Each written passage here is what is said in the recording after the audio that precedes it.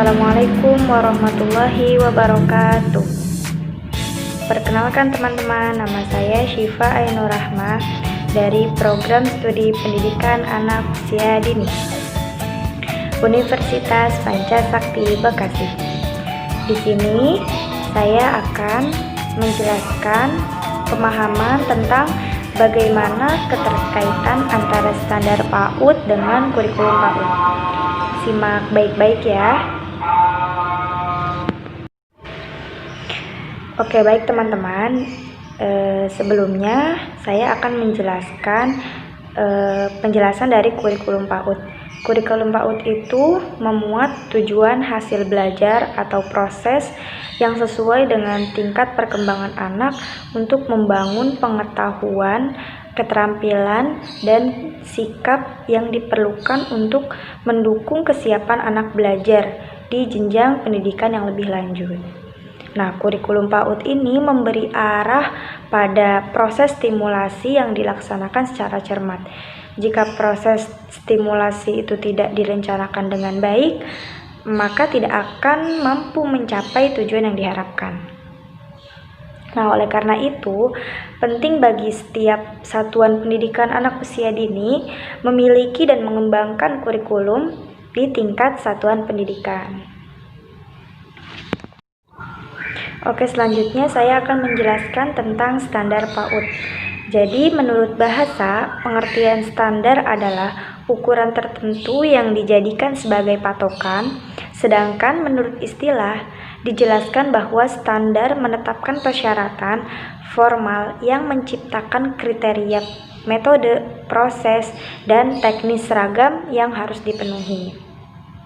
Nah, teman-teman, jadi keterkaitan antara standar PAUD dan kurikulum PAUD itu, pada tahun 2014, Kementerian Pendidikan dan Kebudayaan menerbitkan Peraturan Menteri Pendidikan dan Kebudayaan Nomor 137 Tahun 2014 tentang Standar Pendidikan Anak Usia Dini dan Peraturan Menteri Pendidikan dan Kebudayaan Nomor 146 Tahun 2014 tentang Kurikulum 2013 Pendidikan Anak Usia Dini.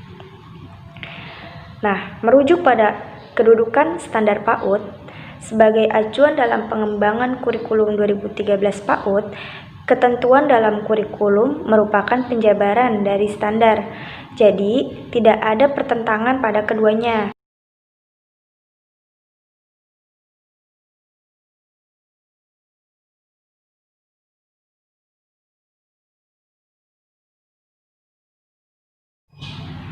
Nah, teman-teman, di dalam standar PAUD itu ada 1. Standar isi, 2. Standar proses, 3. Standar penilaian, 4. Standar pendidik dan kependidikan, 5. Standar pengelolaan, 6. Standar sarana dan prasarana, dan yang ketujuh yaitu standar pembiayaan.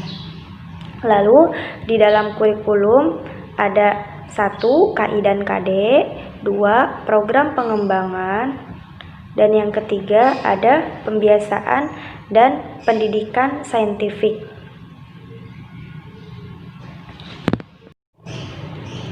Di dalam kurikulum ada 1. KI dan KD, 2. Program pengembangan, 3. Pembiasaan dan pendekatan saintifik, dan yang keempat ada otentik. Nah,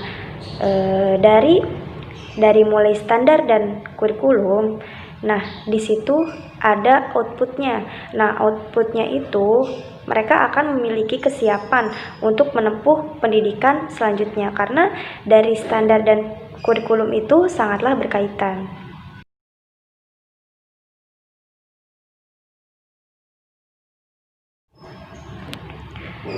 Dalam pasal 1 bab 1 Ketentuan Umum Permendikbud Nomor 137 Tahun 2014 ditetapkan pengertian standar sebagai berikut. 1. Standar tingkat pencapaian perkembangan anak atau yang biasa disebut dengan STPPA.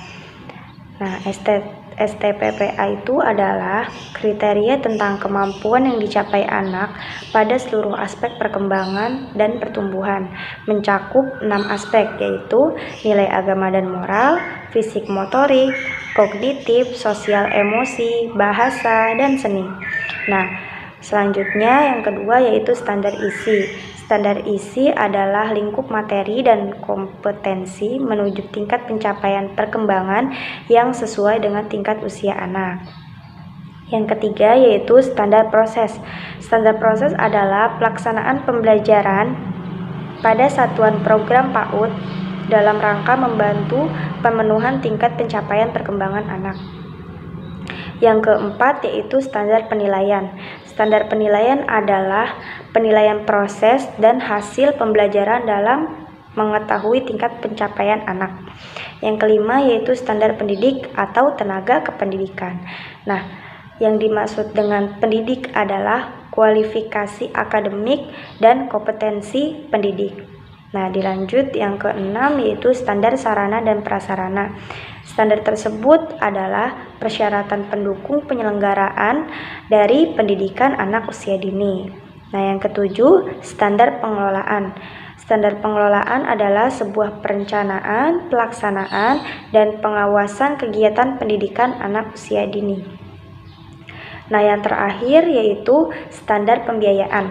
Standar pembiayaan adalah komponen atau besaran biaya personal serta operasional pada satuan atau program PAUD. Adapun fungsi dari standar PAUD Permendikbud nomor 137 tahun 2014 yaitu 1. Menjamin mutu pendidikan anak usia dini. Yang kedua, landasan dalam melakukan stimulasi pendidikan dalam membantu pertumbuhan dan perkembangan jasmani dan rohani. Yang ketiga yaitu mengoptimalkan perkembangan anak secara menyeluruh. Yang keempat, mempersiapkan pembentukan sikap, pengetahuan, dan keterampilan anak. Dan yang kelima yaitu acuan yang digunakan dalam pengembangan kurikulum PAUD. Oke teman-teman, jadi kedudukan standar PAUD sebagai acuan dalam pengembangan kurikulum PAUD sangatlah baik untuk memenuhi perkembangan kurikulum yang ada. Maka, ketentuan dalam kurikulum merupakan penjabaran dari standar PAUD. Nah, keduanya itu sangatlah berkaitan untuk pengembangan pembelajaran anak usia dini. Nah, segitu aja yang dapat saya sampaikan. Semoga bermanfaat oleh kita semua. Wassalamualaikum warahmatullahi wabarakatuh.